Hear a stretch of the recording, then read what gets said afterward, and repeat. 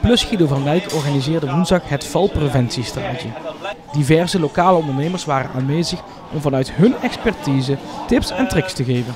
Ja, wij zijn in het Venrahuis verbonden met de samenleving en wij hebben veel aandacht zeg maar, voor gezondheid en gezonde leefstijl. Zo hebben wij vorig jaar het leefstijlstraatje georganiseerd. En vanuit dat idee is eigenlijk het thema valpreventie naar voren gekomen. En zo ben ik in contact gekomen met Lucien Engelen en met de BNU uit Venray. En gemeente op deze manier aandacht aan valpreventie te geven.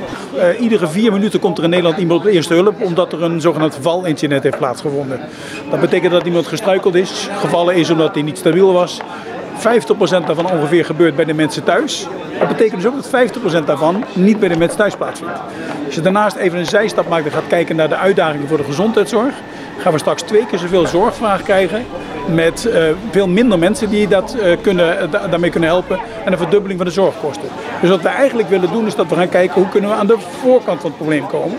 En als je dus weet dat 50% niet thuis valt, zeg maar, dan zou je dus ook kunnen kijken wat betekent dat voor andere plekken. Nou, we hebben verschillende partners uit de lokale omgeving bereid gevonden om hier aanwezig te zijn.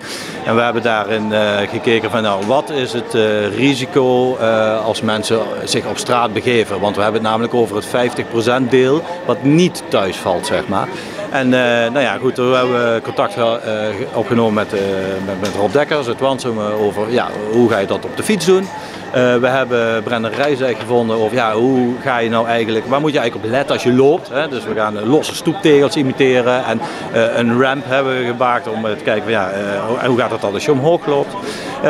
Maar ook gewoon Venray beweegt over hoe blijf je nou in beweging en hoe kom je eigenlijk van de bank af. Hè? Want dat is ook wel een onderdeel zeg maar, in het geheel.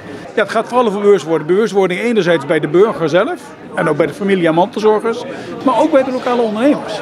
Als je nu bijvoorbeeld gaat zien dat de toename voor de ouderen die in de winkel komt, zoals hier bij de Plus, in plaats van dat we dat via de app doen, zou je ze liefst natuurlijk gewoon in de winkel willen hebben, omdat dat ook weer tegen die eenzaamheid ingaat en ook zorgt dat mensen mobiel blijven. Dus die combinatie maakt uiteindelijk dat je daar samen een bondje zou kunnen en moeten sluiten. En dat is wat we vandaag hier als eerste landelijk op deze manier proberen. En misschien wel een blauwdruk vinden samen met het ministerie en met Veiligheid.nl, die namens het ministerie dit soort dingen doet. Een blauwdruk kunnen vinden voor ook andere plekken in Nederland.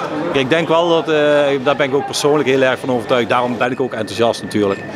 Dat de gezonde leefstijl echt bijdraagt aan een gelukkiger leven.